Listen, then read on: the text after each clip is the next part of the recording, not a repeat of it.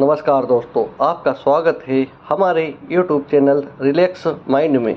करवा चौथ की पावन व्रत कथा सुनने से सर्व मनोकामनाएं पूर्ण होती हैं और में मां अन्नपूर्णा का वास होता है। तो आइए सुनते हैं करवा चौथ की व्रत कथा। करवा चौथ की कथा बहुत समय पहले की बात है। एक साहूकार के साथ बेटे और उनकी एक बहन करवाती सभी सातों भाई अपनी बहन से बहुत प्यार करते थे, यहाँ तक कि वे पहले उसे खाना खिलाते और बाद में स्वयं खाते थे। एक बार उनकी बहन ससुराल से मायके आई हुई थी। शाम को भाई जब अपना व्यवसाय बंद करके घर आए तो देखा कि उनकी बहन बहुत व्याकुल थी। सभी भाई खाना खाने बैठे और अपनी बहन से भी खाने का आग्रह करने लगे, लेकिन बहन ने बताया कि उसका आज करवा चौथ का निर्जल व्रत है और वे खाना सिर्फ चंद्रमा को देखकर उसे अर्घ देकर ही खा सकती है, क्योंकि चंद्रमा अभी तक नहीं निकाला है, इसलिए वे भूख प्यास से व्याकुल हो उठी है। सबसे छोटे भाई से अपनी बहन की हालत देखी नहीं जाती और वे दूर पीपल के पेड़ पर एक दीपक जलाकर चलने की ओटी में रख देता है। दूर से देखने पर ऐसा प्रतीत होता है कि जैसे चतुर्थी का चंद उदित हो रहा है। इसके बाद भाई अपनी बहन को बताता है कि चंद निकल आया है,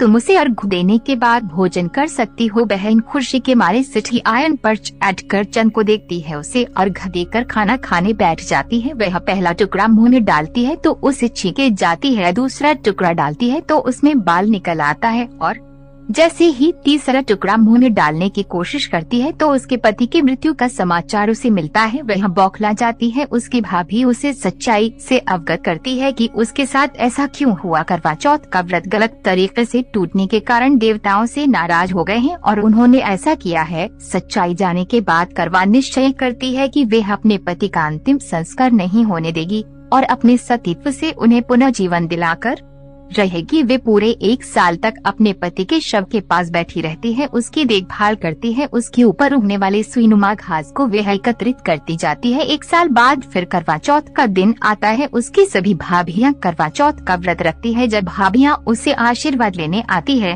तो वह प्रत्येक भाभी से यह सुई ले लो, प्रिया सुई दे दो, मुझे भी अपनी जैसी सुहागिन बना दो, ऐसा आग्रह करती है। लेकिन हर बार भाभी उसे अगली भाभी से आग्रह करने का कहकर चली जाती है। इस प्रकार जब छठे नंबर की भाभी आती है तो करवा उससे भी यही बात दोहराती है। ये भाभी उसे बताती है कि चूंकि सबसे छोटे भाई की वजह से उसका व्रत टूटा था, अतः उसकी पत्नी में ही शक्ति है कि वह तुम्हारे पति को दोबारा जीवित कर सकती है, इसलिए जब वह आए तो तुम उसे पकड़ लेना और जब तक वह तुम्हारे पति को जिंदा न कर दी उसे नहीं छोड़ना। ऐसा कहकर वह चली जाती है। सबसे अंत में छोटी भाभी आती है। करवा उनसे भी सुहागिन बनने का आग्रह करती है, लेकिन वो ताल मटोली करने लगती है। इसे देख करवा उन्हें जोर से पकड़ लेती है और अपने सुहाग को जिंदा करने के लिए कहती है। भाभी उससे चिड़न के लिए नाचती है, कसोती है, लेकिन करवा नहीं छोड़ती है। अंत में उसकी तपस्या को देखकर भाभी पासित जाती है और अपनी छोटी उंगली को कहकर वसमीन से अमृत उसकी पति के मुंह में दल देती है। करवा का पति तुरंत श्री गणेश कहता हुआ उठ बैठता है। इस प्रकार प्रभु कृपा से उसकी छोटी भाभी के माध्यम से करवा को अपना सुहाग वापस मिल जाता है। आपको ये करवा चौथ की पावन व्रत कथा अच्छी लगी हो तो चैनल को सब्सक्राइब करें और वीडियो को लाइक करें और कमेंट में जय श्री राधे लिखना ना भूलें। हर हर महादेव, ओम नमः।